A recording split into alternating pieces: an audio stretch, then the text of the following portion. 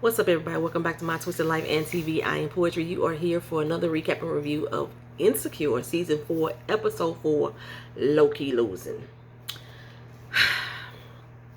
This episode, although it was dark the entire fucking time, there was like no high points at all during this whole damn episode. Was actually one of my favorites out of the whole season so far. I don't know, maybe it's because the characters are starting to wake up and see each other for who they really are instead of being so blindly, being so blind. Just put it that way. Maybe that's what it is. I need to take my glasses off, I guess, y'all. My hair is all over the place. I'm supposed to be washing it today. But we're going to go ahead and get into this recap. So, it looks like Issa, her little block party is moving right along. You know, she got her date locked. The headliner locked. But the water in the apartment building that she managing is shut the fuck off. It's off, y'all. And I guess she in one of those buildings that have like all utilities included, or at least the water included. I want most of the, you know what? Now think about it, most apartment buildings have the water included. And as the manager, she's responsible for paying the water bill. And she ain't did that there. So all the tenants now there at the door bitching at her about they can't take no showers. You know what I'm saying? The one dude like, you treating us like them people in Flint. She got stuff coming all kind of way. It was a little comedic moment to open up the show. That's probably the only funny part of the whole damn episode. That's probably the only part that I actually had a good key. I used to want to manage an apartment building. I kind of still do. I want to own one that's mine, you know, so I could, you know. But sometimes shit like this make you not want to be like, I don't know if I want to have to deal with all that mess. You know, people just knocking at your door. I don't want to litter. If I'm managing it, I don't want to litter. I don't think I can do that. I understand why people who manage buildings actually lives on the property, gives them a discounted rate, stuff like that. But no, not me. I don't want to litter. Anywho, over at Molly's, Andrew came through. He trying to break her off a little something. But she busy working on her case. And it sounded like she working on the case that got to do with looking for LaToya. I don't know, but that's what I ain't sure what's going on. But she ain't got no time for him. I'm like, Molly girl, you invited him over.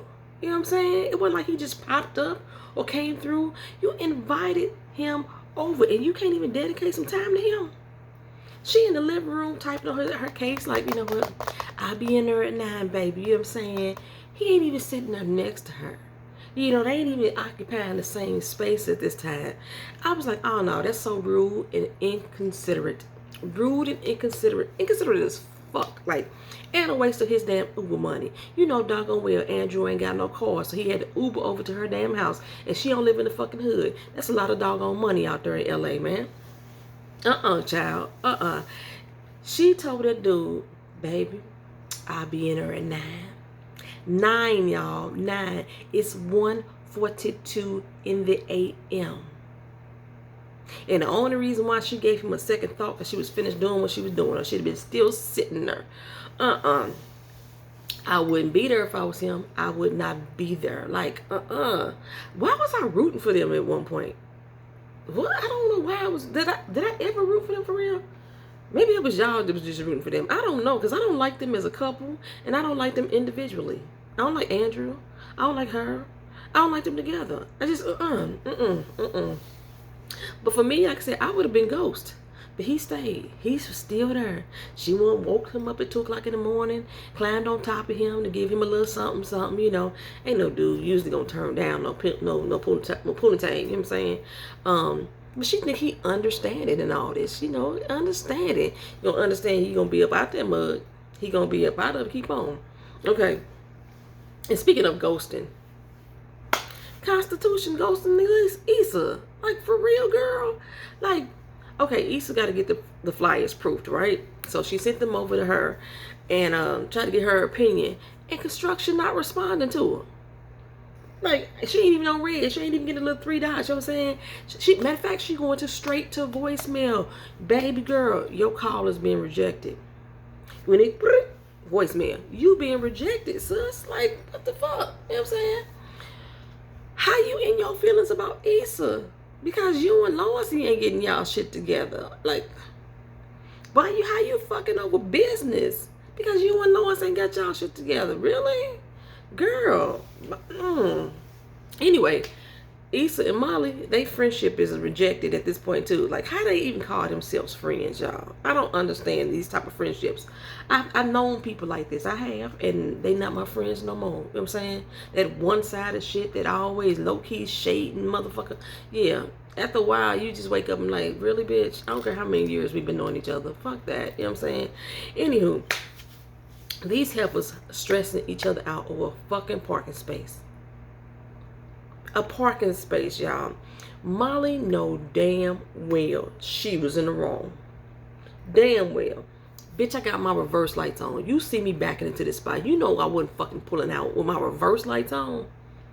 And I mean, I thought that once they realized that it was them in each other's car, that they would be like, "Go on, girl, you gonna take it." Both of them would have been like, "Oh, girl, you take this spot." And the other one like, "No, you get it. No, you go ahead and take it." Until one of them actually do it. No, They just kept backing up. Molly was in the fucking wrong. Legally. She know that as a lawyer she was in the doggone wrong. But Issa let her have it. I was like, nah, bro. I'm backing up. And she wasn't going to hit you. She wasn't going to hit you because, one, her car worth more than yours, Issa. And two, she, as a lawyer, know damn well that if you hit somebody from the back in L.A., you liable. I'm saying, if she backing up and you hit her ass, you liable. Take your spot, Issa. Take your spot. And then whoop her ass over it later. That's all you got to do. So, now, Issa don't have to park a country fucking mile away. If y'all ever parked in LA, y'all know parking spots are far and few and shit. And she's strolling over to the spot. She get a voicemail from Uber Bay, congratulating her on the block party. And so I'm surprised that Andrew is the one who relayed the information to him. I'm surprised that Andrew know anything about the block party, considering that Molly seems so disconnected from what Issa doing. Like, you have to get that information from Molly, right? So they going over to Tiff's. Tiff done had the baby, and her and Molly gonna keep pretending that they want to hang out together. You know what I'm saying? We ain't been together on Soul Food Sunday or whatever they call Sunday, Serenity Sundays. They ain't been together in a few weeks. That I missed a few weeks, but we still want to do it though, right? Yeah, they still want to do it, just not with each other. That's all that is. But okay, they get inside. I figure once they see Lawrence and her, Molly gonna be all in her fucking feelings. Her jealousy is seething. It's seething. It's gonna tip the scale of an already broken relationship even more. I say, especially when Molly see that Issa and Lawrence still cool. Oh, she gonna be all in her little fee-fees with that one. Well, right now, Lawrence in the back with Derek, being reminded how much he want to be a father. I wish most men will realize what Derek realized in this moment. He's like, you know what? I got a little girl. And, you know, Lawrence like, hey, ain't you happy you got a girl? He's like, man, hell no.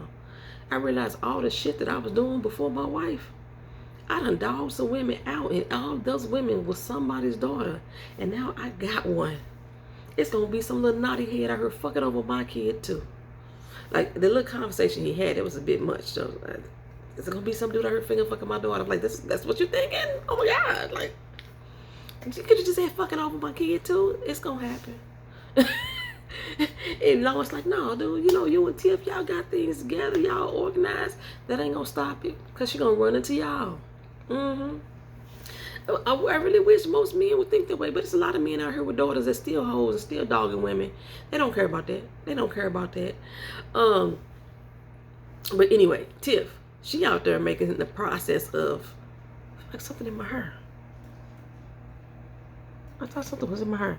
She out there making the process of motherhood seem really fucking bad. You know what I'm saying? I mean, it's not the same for every woman. Everybody, it's not all peaches and cream for sure. But it's not all bad though either. She just making it seem like it's all bad. Like, she don't even really like her kid for real, for real. I don't even want to be around her. God, y'all, just I'm saying. The torture that it put on the human body. You know, things like that. I had some bad experiences too during my pregnancy, man. I lost weight. I couldn't eat. I was in the hospital for 3 months. The little motherfucker foot was on my damn spine. I would never trade that experience. Like, motherhood, going through childbirth, that was an experience that I probably, it was amazing for me. Wonderful. Even with this downs. But I understand what Tiff's trying to say.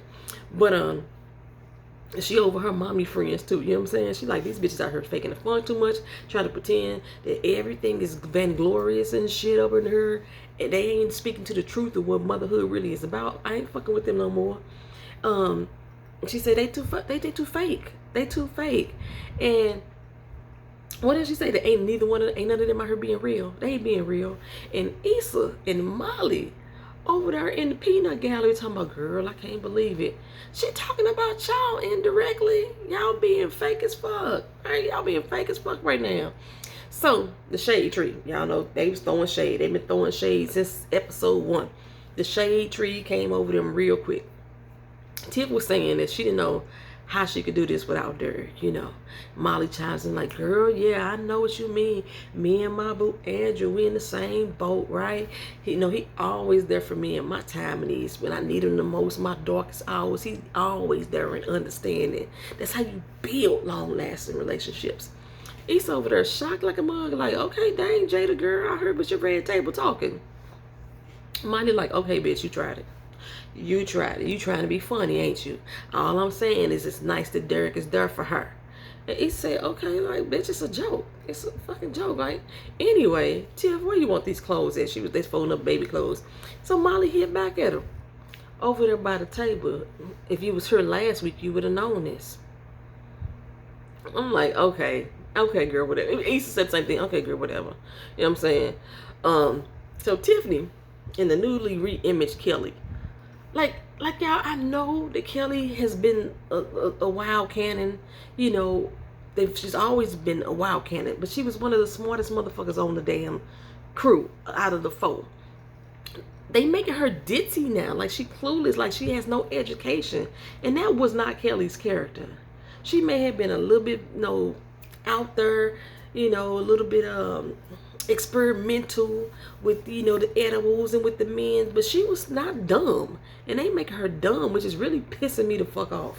But anyway, she helped produce this show though, so she know what her character's supposed to be like. Maybe she want to do that, I don't know. But how are these women on this show even calling themselves friends? Ain't nobody, not one of the 4, picking up on the tension that's in the room between Issa and Molly. Like, Issa even asked Kelly, am I tripping or what? Like, and Molly is constantly shading me on the low, but Kelly don't see it. Oh, girl, I don't think you see what you're saying. You know what I'm saying? But Issa, she get called out the room by Lawrence. And, Kelly said something about he looking like real employed right now, some shit like that. So I'm not sure why Issa lied to Kelly and said that she was going to do some more laundry. Why you need to lie about where you going, girl? It was y'all already creeping. Is this why confectionery ain't responding to you? What is going on?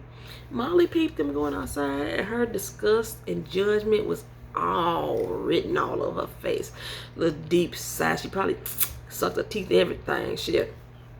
And she telling Tiffany, how is Issa calling me the old Molly, or saying the old Molly gonna come out of me when she out here backtracking with Lawrence? Tiff like, girl, you tripping. Ain't nothing even like that going on. It's just, y'all just got some miscommunication going on between y'all probably. That's all it really is. But Issa probably feeling the same way about you right now. So, outside, Lawrence is trying to break the ice by having some small talk about the baby. Who the baby look like. They both think the baby look like Kelly. They really trying to hint to us how compatible Lawrence and Issa is. Because, they can finish each other's sentence. They think the same thing. They laugh at the same jokes. They really trying to sell to us, the viewers, that these two need to be together. He seems to be trying to get back with Issa, or open to the idea.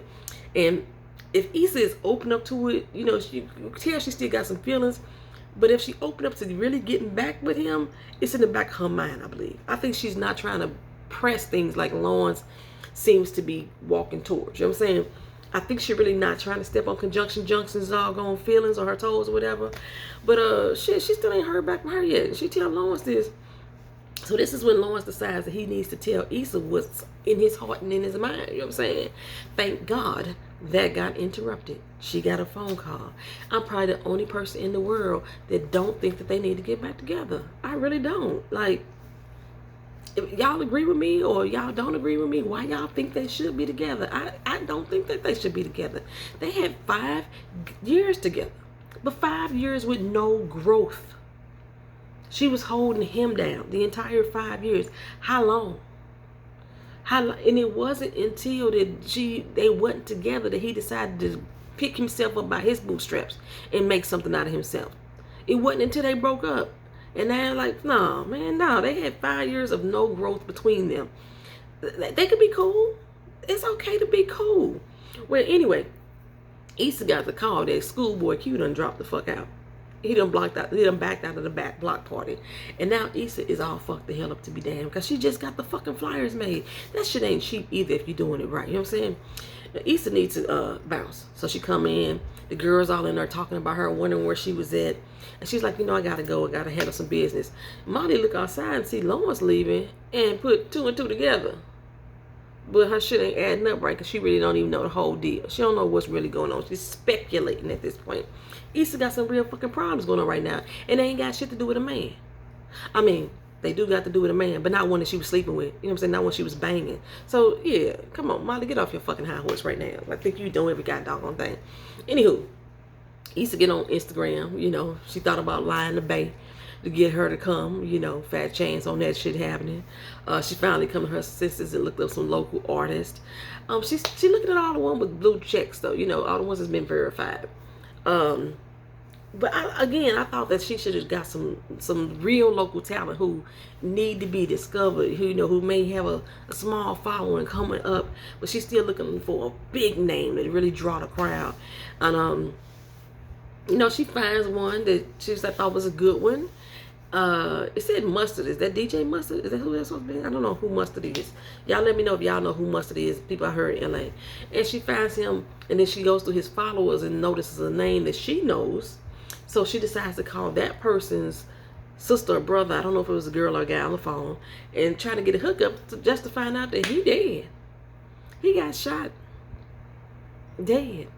His phone got shot with him, so she can't go in there and get all his contacts out. So that's one person she can get. Issa exhausting all her options at this point, right? So she calling up different people and she getting shot down. It's epic fail on every end.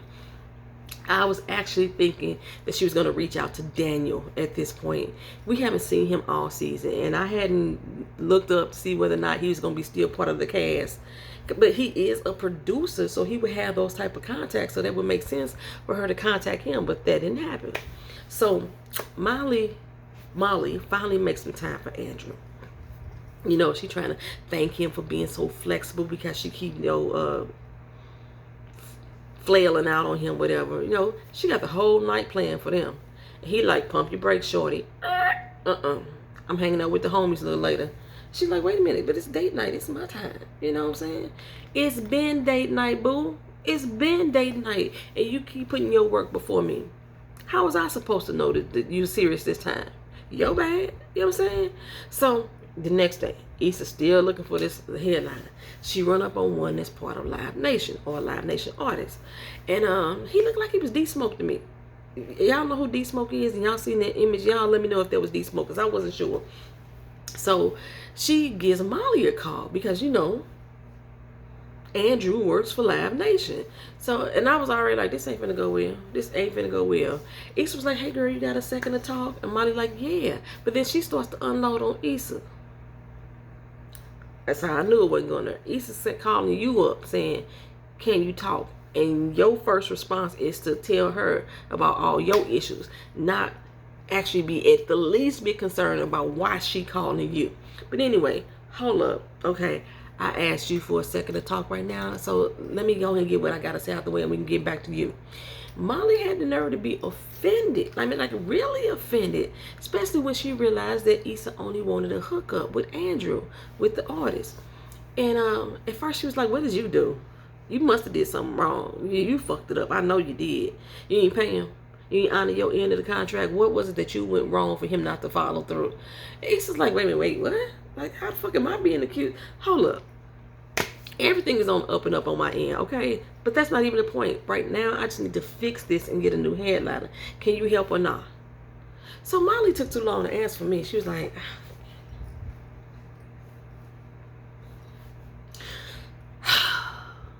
I guess. You know what I'm saying? Yeah, she ain't gonna do it. I don't think she gonna do it. And she didn't. She sure didn't. She made amends with Andrew about the her flailing on him, flaking out on him time and time again. So later that night, she called up Issa and told her that Andrew is more important to me, and I would rather protect that relationship that I'm building with him over the friendship that I've had with you over the years. That's what she said. She didn't say all those words. I added words into it, but that's what she meant. And Issa's like, wait, what? I don't understand. But okay, girl. All right. I don't know, maybe y'all understand Molly's point of view. Maybe y'all do. Like, how is Andrew making a connection for Issa potentially going to harm her relationship with Andrew? Is she saying that Andrew going to think that she just using him? Or Andrew going to see that, or not Andrew going to see, or, because I'm quite sure that she probably dogged the shit out of Issa to Andrew already anyway. Or she just don't want Issa and Andrew to have a connection, a real bond somehow. They really don't have to have one if he just making a connection for her. But yeah. I don't know. I think because the episode ended at this point, when Issa going to take a shower and realizing like, damn, it's fucked up. You know, Molly really ain't my friend. She really is. What I'm seeing, what I've been feeling, that's real. She been low-key stepping on my neck these past few days. So I'm thinking what's going to happen. Y'all tell me if y'all agree with me or not. That Issa's going to go around her and call Nathan. That's the only point I can see of Nathan having a voicemail in this whole conversation. His name has been brought up a couple times because Nathan and Andrew seem to be still having conversations about Issa. So, as remember, the block party itself, Andrew wanted to invite Nathan. So they still having conversations about Issa. And then Nathan's message said, yeah, Andrew told me about your block party. I heard you doing big things. You ain't got to call me back. But I think she is. I think she gonna call up Nathan and say, hey, can you talk to Andrew for me? And she probably throw out there, I asked Molly, but Molly didn't want to do it. She probably throw that out there, and then it's going to get back to Andrew like, damn, why she doing that? You know, some kind of, y'all let me know what y'all think going to happen. This has been low-key losing, Insecure, Season 4, Episode 4. Like I said, I still, for some reason, as dark as this episode was, thought this was one of the better episodes that they did this particular season. For some reason I do. All right, y'all. Talk to y'all later. Like, comment, share, subscribe. Thank y'all for being patient. Peace.